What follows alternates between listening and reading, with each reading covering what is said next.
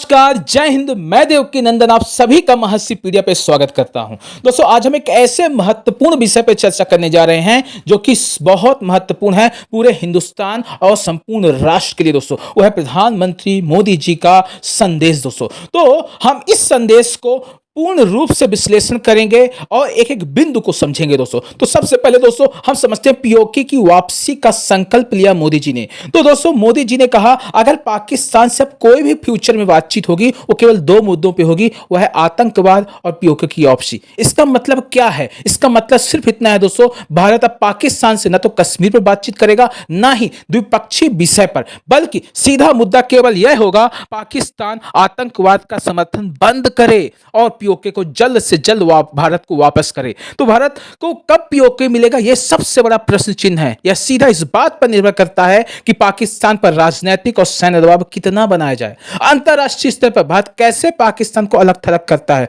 भारत की सैन्य तैयारी और जन समर्थन किस स्तर पर पहुंचता है। भारत ने ऑपरेशन सिंदूर के जरिए यह दिखा दिया है कि अगर जरूरत पड़ी वह पीओके को बलपूर्वक भी वापस ले सकता है। तो इसकी क्या संभावना है मित्रों? अगर पाकिस्तान ने आंतरिक संकट और अंतरराष्ट्रीय दबाव बढ़ता गया और भारत की सैन्य कार्रवाई और रणनीति सही रही, तो देखिएगा आप अपकमिंग 1 to 3 इयर्स में पीओके की वापसी की दिशा में बहुत बड़ा कुछ न कुछ कदम हो सकता है। तो इसका संभावित रोड मैप क्या हो सकता है, चलिए उसको समझते हैं। भारत पीओके की वापसी सुनिश्चित कर सकता है, यह 3 चरणों में विभाजित है। पहला चरण है दोस्तों कूटनीतिक और आंतरिक दबाव। उद्देश्य केवल इसका इतना है, पाकिस्तान को अंतरराष्ट्रीय स्तर पर अलग थलग करना और उसकी कमजोरी को उजागर करते रहना। रणनीति क्या होनी चाहिए? भारत पीओके को अपना बैर हिस्सा मानते हुए संयुक्त राष्ट्र, G20, एससीओ जैसे वैश्विक संस्थाओं में मुद्दा उठाते रहे। पाकिस्तान में आर्थिक संकट जैसे आईएमएफ पर निर्भरता और आंतरिक स्थिरता को उजागर कर भारत वैश्विक शक्तियां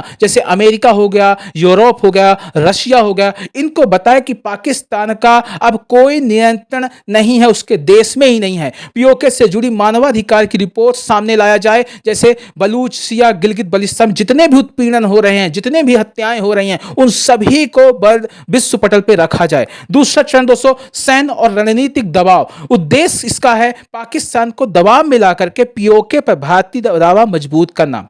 रणनीति क्या होगी दोस्तों? सीमावर्ती क्षेत्रों में भारतीय सेना की तैनाती और ऑपरेशन सिंदूर जैसे सीमित और सैन्य ऑपरेशन होते रहे।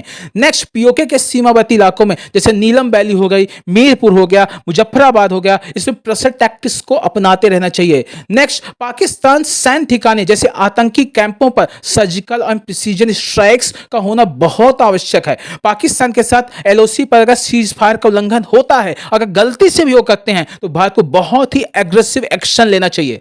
तीसरा चरण है राजनीतिक और सामाजिक एकीकरण। दोस्तों पीओके के लोगों को भारत के साथ जोड़ना और पाकिस्तान को अंतरराष्ट्रीय मंच पर शर्मिंदा करना इसका मात्र उद्देश्य है। दोस्तों, रणनीति क्या होगी गवर्नमेंट की? दोस्तों, क्या हो सकती है? पीओके के नेताओं को जनता को भारत के प्रति समर्थन भावना मजबूत करना। दोस्तों, भारतीय संविधान में पीओके को शामिल करने की प्रक्रिया को तेज करना। जब पाकिस्तान पूरी तरह से असहाय स्थिति में हो जाए, तब पीओके वापस की सीधी या सैन्य कार्रवाई भारत कर सकता है। दोस्तों, अंतरराष्ट्रीय सहयोग के साथ पीओके में लोकतांत्रिक ढांचे लागू करना और पुनर्निर्माण करना। दोस्तों, तो इसकी संभावित समय सीमा क्या हो सकती है? दोस्तों जैसे 2025 में आप लोग देख ही रहे हैं कि किस तरीके से पीओके अभियान गवर्नमेंट तेज कर दी है। कई बार रक्षा मंत्री के और प्रधानमंत्री ने इस बार खुल के पीओके को भारत मिलाने के लिए अपनी बात रखी है। तो कूटनीतिक अभियान ऑलरेडी गवर्नमेंट ने तेज कर दिया है और जैसे सैन्य ऑपरेशंस और ऑपरेशन सिंदूर हो ही रहा है। दोस्तों, 2026 में सीमित सैन्य हस्तक्षेप हो सकता है और अंतरराष्ट्रीय समर्थन इससे जुटाया जाएगा। दोस्तों, 2027 में भारत पीओके को पूर्ण रूप से शामिल करने की प्रक्रिया में काम करेगा। दोस्तों, तो परमाणु धमकी पर मोदी जी ने करारा जवाब दिया। दोस्तों, इसका गहरा विश्लेषण है। दोस्तों, पाकिस्तान की पुरानी रणनीति है कि न्यूक्लियर ब्लैकमेलिंग भारत को करना। दोस्तों, वो दशकों से पाकिस्तान भारत यह कहकर डराता है कि उसके पास परमाणु हथियार है। हर बार जब भारत सख्त कार्रवाई करता है मित्रों, जैसे सर्जिकल स्ट्राइक हो गया, एआई स्ट्राइक हो गया और हाल की ऑपरेशन सिंदूर। दोस्तों, तो ये केवल ऑपरेशन जब टेररिस्ट हमला तभी भारत करता है, नैतिक हमला करता है, फिर भी पाकिस्तान न्यूक्लियर बटन दबाने की धमकी देता है। तो मोदी जी ने सिंपल शब्दों में, सीधे शब्दों में, स्पष्ट शब्दों में कहा है, डराने की कोशिश अगर की तो अब बेअसर, क्योंकि भारत के पास भी परमाणु शक्ति संपन्न देश है और लेकिन भारत इसे जिम्मेदारी से संभालता है और पाकिस्तान की धमकी अब भारत की नीति को प्रभावित नहीं कर सकती। तो मित्रों, कंक्लूजन क्या है मोदी जी के संदेश का, मोदी जी के संदेश का कंक्लूजन इतना है दोस्तों कि पीओके जल्द से जल्द भारत में विलय हो सकता है। दोस्तों आज हर भारतीय की आंखों में आग है और दिल में संकल्प, पीओके लौटेगा, आतंक मिटेगा और भारत का सौर पूरी दुनिया देखेगी। अगर आप भी चाहते हैं मित्रों पीओके भारत का हिस्सा मिले तो इस वीडियो को शेयर करिए, जय हिंद कमेंट में लिखिए और आवाज उठाइए भारत के साथ। दोस्तों इसी बिंदु के साथ मैं अपनी वाणी को विराम देता हूं। Thank you so much. जय हिंद।